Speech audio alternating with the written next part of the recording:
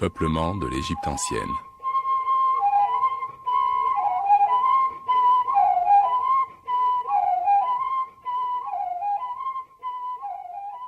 Le fait que les anciens Égyptiens aient été des Noirs nous est prouvé par plusieurs témoignages.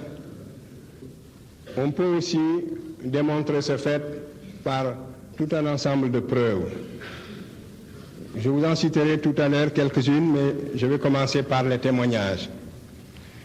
Les Grecs, à l'époque classique, qui n'avaient aucun intérêt à nous présenter les Égyptiens sous un faux jour ethnique, nous les avons toujours décrits comme étant des Noirs. C'est le cas d'Hérodote qui a visité l'Égypte à une époque d'ailleurs où l'Égypte a perdu son indépendance. C'était sous les Perses, en moins 455, Hérodote a visité l'Égypte, il a trouvé que les Égyptiens étaient des Noirs. C'est dans le livre 2, autant que je m'en souviens, dans Euterpe, qu'il donne tous ces détails, à 3 reprises, d'abord pour expliquer la présence d'un îlot de Noirs dans cette région. Et alors Hérodote dit que c'était les Colches. Et c'était un fait intriguant pour les savants de l'Antiquité, les philosophes qui se disaient comment se fait-il en plein 5e siècle qu'il y ait un îlot de Noirs comme ça au sein des nations blanches. Et Hérodote donnait entre autres raisons, il disait que c'était dans ces Égyptiens et que c'est pendant les conquêtes de toutes nos histoires qu'on appelait ces Sésostris que les Égyptiens avaient mis ici une garnison. Ceci était consécutif, vous le savez bien, à l'invasion des Hyksos. L'Égypte avait été précédemment envahie par les Hyksos, et c'est la 18e dynastie qui a donc expulsé les Hyksos, et les Égyptiens ont créé des sortes de marches frontières aux extrémités de l'Empire pour prévenir de telles invasions. Alors Hérodote explique que c'était les vestiges de cette armée, de ces garnisons de Sésostris, c'est-à-dire de toutes nos histoires. Et il dit que la preuve que c'était des Égyptiens, c'est que ils ont la peau noire et les cheveux crépus, mais que ça ne suffit pas comme preuve parce qu'en plus de ça, il y a le fait aussi qu'ils sont circoncis, etc. Alors donc, nous avons là un témoignage d'Hérodote très précis. De même, lorsque Hérodote parle de la fondation de l'oracle de Jupiter Ammon en Libye, il explique encore que ce sont 2 femmes qui ont été volées par les Phéniciens à Thèbes. Les Phéniciens auraient pris 2 femmes à Thèbes pour venir fonder l'oracle de Jupiter Ammon ici. Hérodote dit que ces femmes étaient des Égyptiennes, parce que quand on nous dit que les femmes étaient symbolisées par des colombes, alors Hérodote dit que quand on nous dit que ces femmes étaient ou ces colombes étaient noires, on nous laisse entendre que ces femmes étaient égyptiennes. Il en est de même d'Aristote, le précepteur d'Alexandre. Dans Physionomie, il a laissé encore un témoignage montrant que les anciens Égyptiens étaient des Noirs. C'est le cas d'Échille, dans les Suppliantes. Échille décrit l'Égyptien, n'est-ce pas, qui ramait dans les Égyptiades, qui donc comme des Noirs. Il en est de même de Diodore de Sicile, qui a vécu sous César Auguste, et de Strabon également, et Strabon pourtant était un chauvin. Mais Strabon, lui aussi, avait décrit les Égyptiens comme des Noirs. De même, Ammien Marcellin et Achille Tacius. Et la description d'Achille Tacius est intéressante parce qu'il donne un détail sur ce qu'il appelle les bouviers du delta. Et ces indications nous donnent presque la certitude que cette population était probablement les Peuls actuels. Et ceci vient corroborer tous les faits partiels que nous avions trouvés déjà sur l'origine des Peuls, mais il les décrit comme des bouviers qui sont très belliqueux, qui vivent dans la région du delta et qui étaient déjà fortement métissés. Il les trouve noirâtres comme les Éthiopiens, etc. Alors, je pense que les bouviers du delta d'Achille Tacius, ce sont probablement un rameau des Peuls, et ceci pourrait être une piste pour la recherche africaine. De même, Apollodore également et Diogène Laërce ont déposé dans le même sens, ainsi de suite. Et si vous prenez le temps qui sépare Ammien Marcellin d'Hérodote, cela vous fait 800 ans. 800 ans pendant lesquels les Grecs et les Latins, Ammien Marcellin était un latin, donc n'ont cessé de nous décrire les Égyptiens comme une population africaine noire. mélanoderme.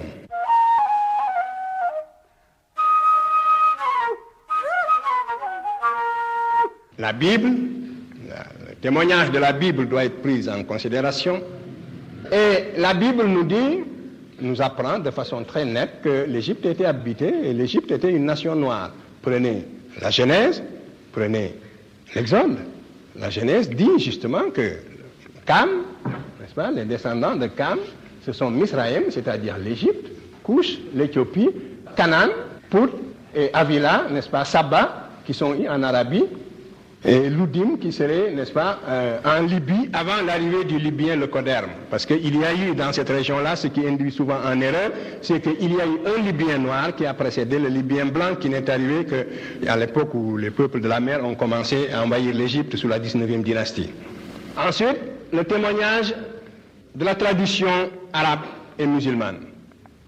Il est certain que pour tous les savants arabes qui ont écrit, pour toute la tradition musulmane, l'Égyptien ancien était des Noirs.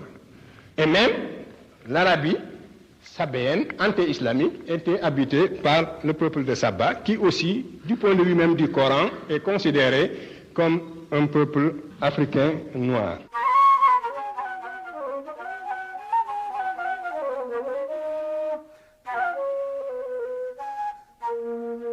J'en arrive maintenant, très rapidement, aux autres preuves. Les preuves positives que l'on peut fournir montrant que les anciens Égyptiens étaient des Noirs, il y en a une qui résulte de mes propres investigations.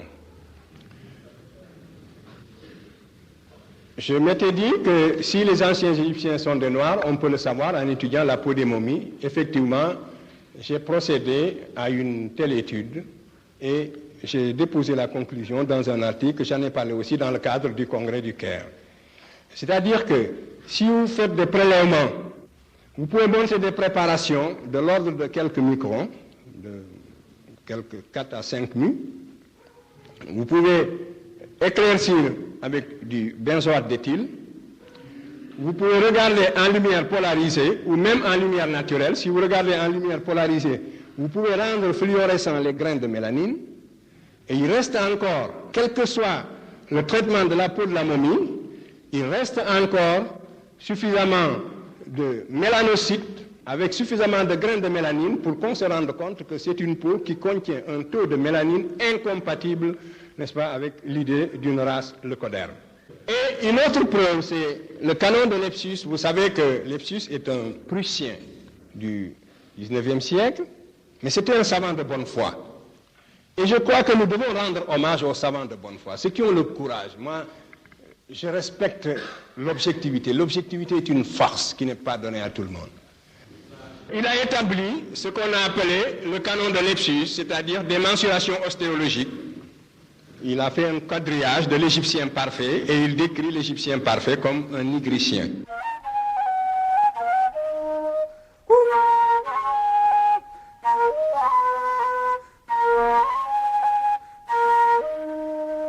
Alors, rappelez-vous que les premiers grammairiens européens, en particulier allemands du 19e siècle, c'était d'ailleurs à la suite, je crois, d'un voyage de Leibniz au siècle précédent. Donc, Leibniz avait déjà constaté qu'il y avait une parenté entre le germanique et le vieux persan. Il l'avait vaguement perçu.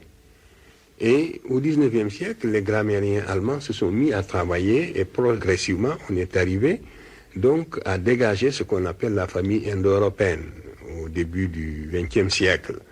Et on est arrivé par des méthodes linguistiques rigoureuses à établir, n'est-ce pas, l'existence d'une grande famille indo-européenne. Alors, au début, il ne peut pas en être autrement. J'ai comparé le Wolof avec l'Égyptien ancien. On a dit qu'il fallait donc faire l'inverse, plutôt dégager une famille africaine et puis ensuite comparer cette famille avec l'Égyptien. C'est une façon de parler.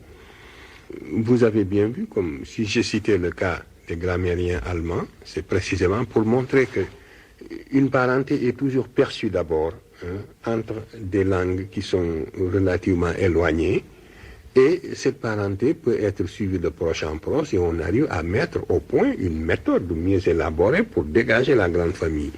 Alors, nous n'avons pas encore dégagé la grande famille africaine selon des méthodes scientifiques rigoureuses, mais la parenté que j'ai établie entre le Wolof et l'égyptien ancien, et même entre plusieurs langues africaines et l'égyptien ancien, c'est une parenté de type génétique. C'est-à-dire, c'est une parenté qui ne peut pas être fortuite parce qu'elle porte sur la morphologie et la syntaxe. Alors, la question que l'on pose est la suivante. Comment se fait-il que ces formes grammaticales soient conservées à travers le temps? Ça, c'est un problème d'histoire, mais que cette parenté soit évidente, qu'elle existe, il n'y a pas de doute.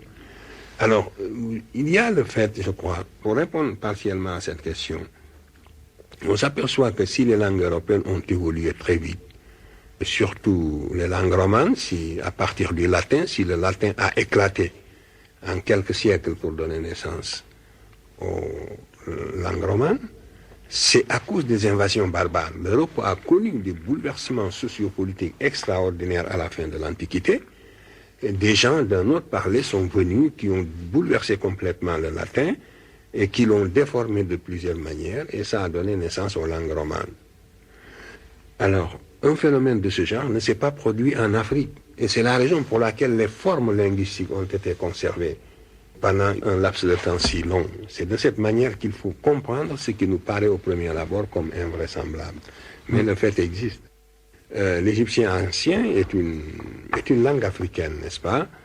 Et c'est l'attestation écrite la plus ancienne des langues africaines. Et cela nous permet aujourd'hui donc de faire de la linguistique diachronique. Cela nous permet, disposant de ces formes archaïques en quelque sorte, nous avons la possibilité de faire de l'archéologie linguistique en quelque sorte à partir des formes égyptiennes. Et donc c'est d'un intérêt scientifique immense.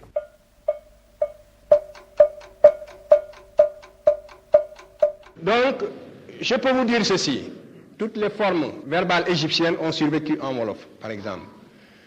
Tous les classificateurs, j'ai pu établir une correspondance phonétique entre les classificateurs égyptiens et les classificateurs Wolof. J'ai pu expliquer la genèse du déterminatif Wolof, de l'interrogatif Wolof, donc de l'ensemble des 8 classes Wolof et de toutes les formes de conjugaison Wolof à partir des formes égyptiennes, comme si vous aviez un bâtiment qui s'est effondré et que, ayant retrouvé le plan du bâtiment, vous arrivez à remettre chaque pierre à sa place. Alors, tout cela pour vous dire que la parenté de l'égyptien ancien et des langues africaines est en fait démontrée, et l'égyptien ancien n'est pas une langue sémitique. L'égyptien ancien n'appartient pas à la famille de l'arabe, il n'appartient pas à la famille de l'akkadien, il n'appartient pas à la famille du libyen, il n'appartient pas non plus à la famille des langues indo-européennes. Ceci a été également démontré au Caire, et au Caire, l'égyptologie a bel et bien pris le virage, et l'égyptologie a reconnu officiellement que l'égyptien ancien n'est pas une langue.